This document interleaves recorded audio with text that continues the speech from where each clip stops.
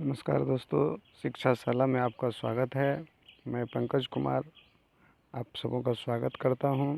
दोस्तों, आज के इस वीडियो में हम लोग आईटीआई के बारे में जानेंगे कि आईटीआई क्या है, आईटीआई क्यों करें।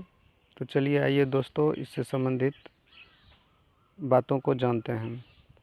सबसे पहले जानेंगे दोस्तों कि आईटीआई क्या है।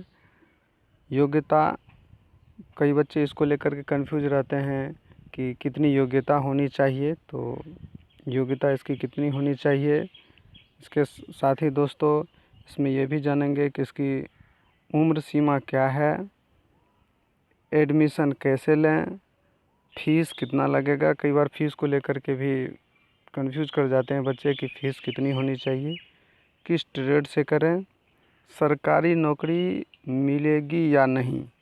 ये कई बच्चे के मन में बना रहता है कि हम जो ये कोर्स करने जा रहे हैं आखिर ये सरकारी नौकरी मिल पाएगी कि नहीं। तो चलिए दोस्तों, हम लोग जानते हैं सबसे पहले आईटीआई क्या है। दोस्तों, जैसा कि आईटीआई का अर्थ हुआ इंडस्ट्रियल ट्रेनिंग इंस्टीट्यूट, यानी औद्योगिक प्रशिक्षण संस्थान।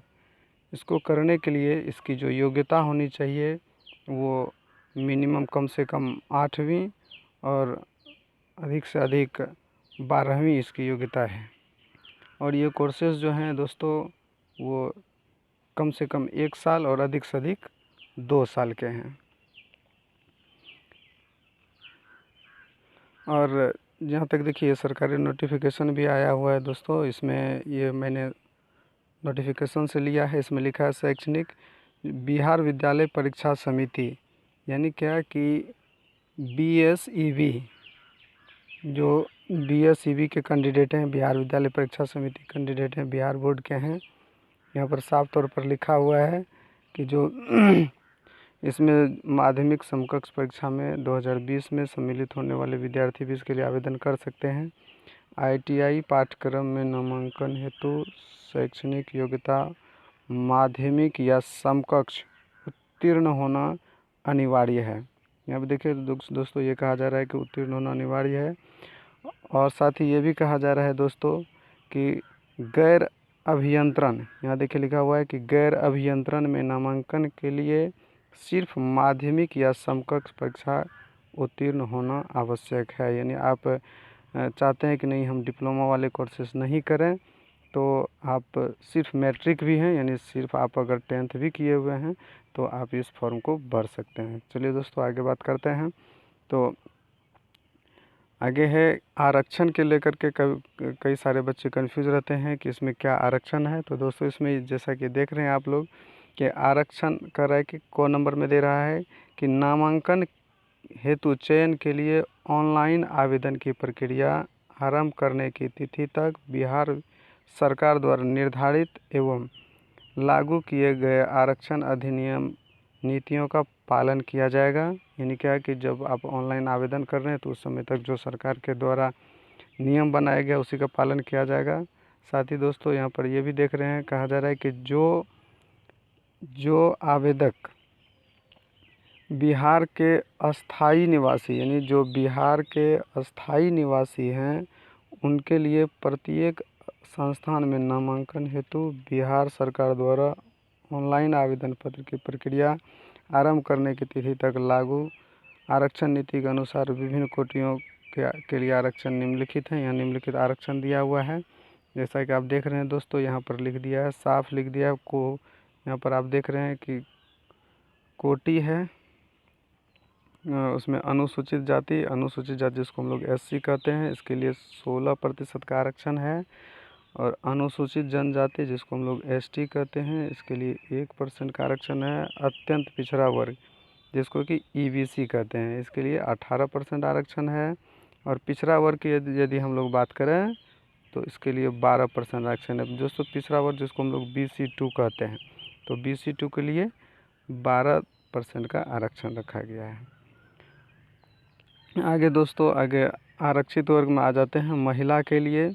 तो महिला के लिए यहाँ पर देख सकते हैं दोस्तों, और कर रहा है कि आरक्षित वर्ग की महिला यानी रिजर्व कैटेगरी गर्ल्स RCG जिसके लिए 3% आरक्षण है। आरक्षित आर्थिक रूप से कमज़ोर वर्ग के लिए 10% का आरक्षण है, जिसको हम लोग EWS कहते हैं, इकोनॉमिकली वीकर सेक्शन का जो है उसके लिए 10% का आरक्षण दिया गया है। तो यहाँ पर दोस्तों बहुत ही और शेष बात यहाँ देखिए, सबसे जो अहम बात है वो कहा जा रहा है कि शेष 40% आरक्षित सीटें सामान्य कोटि यानी UR कैटेगरी का जो है अनरिजर्व का जो है उसके लिए 40% सीट रखा गया है।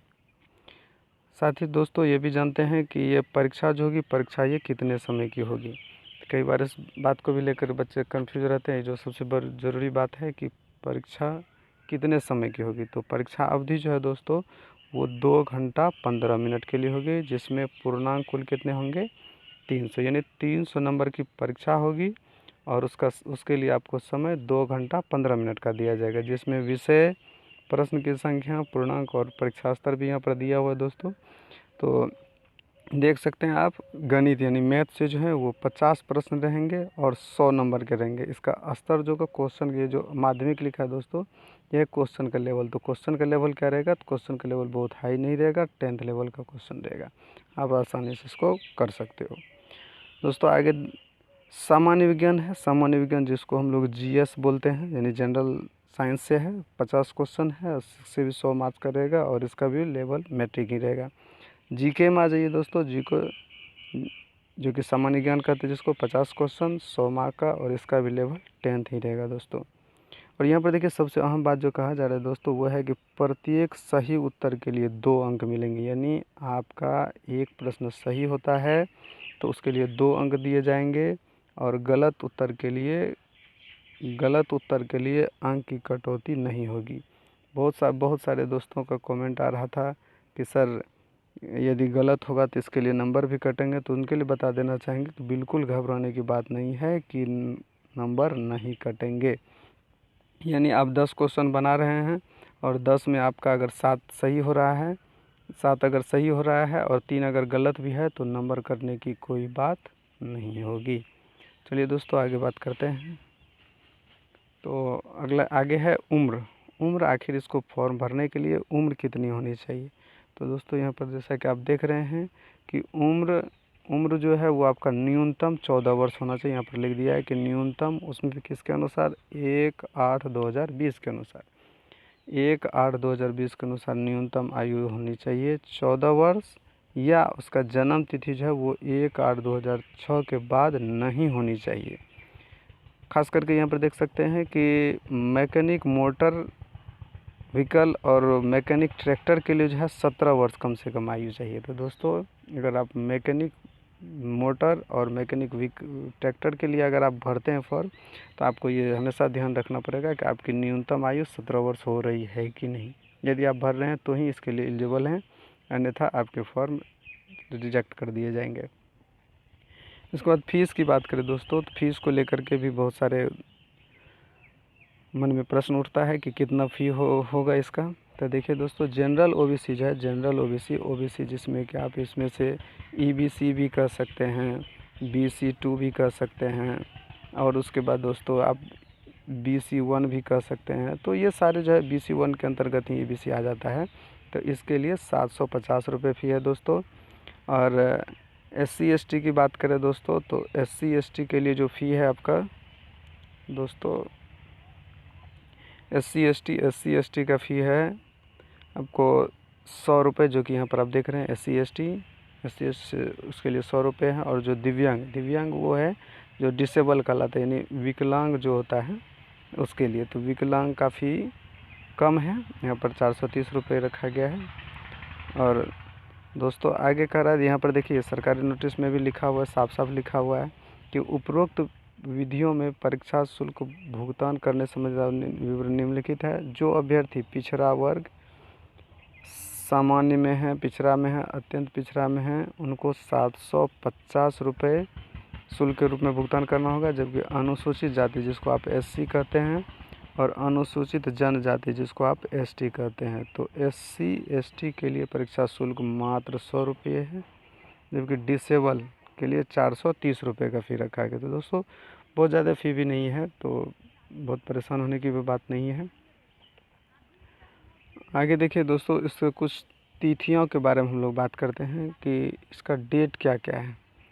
तो फॉर्म भरने का जो डेट है वो देखिए कराएगा ऑनलाइन रजिस्ट्रेशन का स्टार्टिंग डेट जो है वो है 24/3/2020 तक ये स्टार्ट हुआ था। इससे इस डेट में स्टार्ट किया गया फॉर्म भरने के लिए। और रजिस्ट्रेशन जो है वो 24/4 तक पहले फिक्स किया था, लेकिन अब जो है वो 10/5 तक यानी 10 मई तक जो है अब ये फॉर्म भरा जाएगा। तो इसके लिए अभी है आप लोगों के पास समय दोस्तों, जल्दी जल्दी से आप लोग फॉर्म भर लीजिएगा, क्योंकि लास्ट डेट जब आ जाता है तो सर्वर भी थोड़ा स्लो चलने लगता है। तो इसलिए दोस्तों आप लोग इसको जल्दी जल्दी इस फॉर्म को भर लीजिएगा। ये सारा डेट जो है ये पहले का दिया हुआ है। ये सारा डेट जो है दोस्तों आप लोग जैसा कि जान ही रहे हैं, कोरोना को लेकर के ये सारे डेट को नए फिर से शेड्यूल किए जाएंगे, अपडेट दिए जाएंगे। जैसे ही आएगा मैं अगले वीडियो के माध्यम से आप लोगों को बता दूंगा। तो दोस्तों आगे बढ़ते हैं, और इसके लिए कुछ जो है आपको आवश्यक डॉक्यूमेंट्स यहाँ देख रहे हैं, जैसा कि आपको दिख रहा है कि डॉक्यूमेंट्स कौन कौन से लगेंगे। तो डॉक्यूमेंट्स के लिए बहुत ज़्यादा डॉक्यूमेंट्स, यदि आप मैट्रिक का अब की बार एग्ज़ाम दिए हैं तो आपके पास कुछ नहीं होगा। सिर्फ आपके पास जो एडमिट कार्ड है उसमें डेट ऑफ बर्थ जो है उससे काम चल जाएगा। बाकी कोई डॉक्यूमेंट देने की ज़रूरत नहीं है। 8वीं कहा जाता है, लेकिन उसका यहाँ पर कोई डिमांड नहीं किया जाता है उसका, क्योंकि वो इंटरनेट से जुड़ा हुआ रहता भी नहीं है। आगे अगर आप इंटर किए, इंटर लेवल भरना चाहते हैं तो इंटर का मार्कशीट आप दे सकते हैं। इसके बाद आधार कार्ड है। आधार कार्ड तो सबों के पास होगा ही। वैसे फॉर्म भरने में ये मैंडेटरी नहीं है, अनिवार्य नहीं है, फिर भी एक दस्तावेज़ के रूप में आप चाहें तो दे सकते हैं, वरना बहुत ज़्यादा दिक्कत नहीं है कि आपको देना ही होगा। इसके लिए आपको बाध्य नहीं किए जाएंगे दोस्तों। इसके बाद आपके पास एक फॉर्म भरने जिस समय आएंगे तो उस समय आपको एक मोबाइल रहना चाहिए, मोबाइल नंबर की ज़रूरत होती है। इसके बाद आपको एक ईमेल आईडी चाहिए वैलिड, क्योंकि ईमेल और मोबाइल नंबर पर मैसेज जाएगा, ओटीपी जाएगा, उसके बाद ही आप फॉर्म भर पाएंगे दोस्तों। साथ ही फ़ोटो तो चाहिए ही चाहिए दोस्तों। और फ़ोटो जो चाहिए दोस्तों वो किस रूप का चाहिए, तो फ़ोटो जो है वो फ़ोटो दोस्तों आपका इस रूप का चाहिए। जैसे ये फ़ोटो है तो फोटोग्राफ के नीचे में डेट होना चाहिए। क्या होना चाहिए? डेट। यहाँ पर जिस तारीख में आप फॉर्म भरेंगे उस तारीख में डेट होना चाहिए और इस टाइप का फ़ोटोग्राफ होना चाहिए। चलिए दोस्तों आगे बढ़ते हैं। इसके बाद अब ट्रेड की बात आती है कि कौन सा ट्रेड रखें, क्या रखें, कौन सा ट्रेड अच्छा होगा, कौन सा ट्रेड हम रखें। तो दोस्तों इसके लिए ज़्यादा परेशान होने की बात नहीं है। आप पहले एग्ज़ाम क्लियर करें। एग्ज़ाम क्लियर करने के बाद ही आपका जैसा नंबर आएगा, जैसा रैंक आएगा, उसके अकॉर्डिंग आपको ट्रेड मिलेगा दोस्तों। तो जैसा कि मैंने कुछ ट्रेड को सेलेक्ट किया है, हालांकि बहुत सारे ट्रेड हैं, 20-25 से भी ज़्यादा हैं, तो हमने इस यहाँ कुछ ही ट्रेड को लिया है जो आप मेनली कर सकते हैं, अच्छे हैं। जैसे कि नंबर 1 में मैंने इलेक्ट्रिशियन को रखा है। इलेक्ट्रिशियन ये कर सकते हैं। इलेक्ट्रिशियन करने के बाद ये होगा कि आपकी जो है रेलवे वगैरह में, खास करके गवर्नमेंट जॉब वगैरह में, सब में नौकरी का ज़्यादा चांसेस होता है, तो आप इलेक्ट्रिशियन कर सकते हैं, अच्छे कोर्सेस हैं। इसके बाद आप फीटर का कोर्सेस कर सकते हैं। फीटर का कोर्स करके भी आप रेलवे में तो जा ही सकते हैं, साथ ही प्राइवेट सेक्टर में भी जा सकते हैं। हालांकि मैं आप लोगों को सजेस्ट दूंगा कि आप थोड़ा अच्छा ढंग से मेहनत करें और सरकारी कॉलेज लें। सरकारी कॉलेज लेने के बाद आप फिर आगे मेहनत करें और गवर्नमेंट सेक्टर में ही जाएं। इसके बाद मैकेनिक इलेक्ट्रॉनिक्स है दोस्तों, ये कोर्सेज़ भी आप ले सकते हैं। मैकेनिस्ट का है, ये भी कोर्सेस अच्छे कोर्सेस हैं।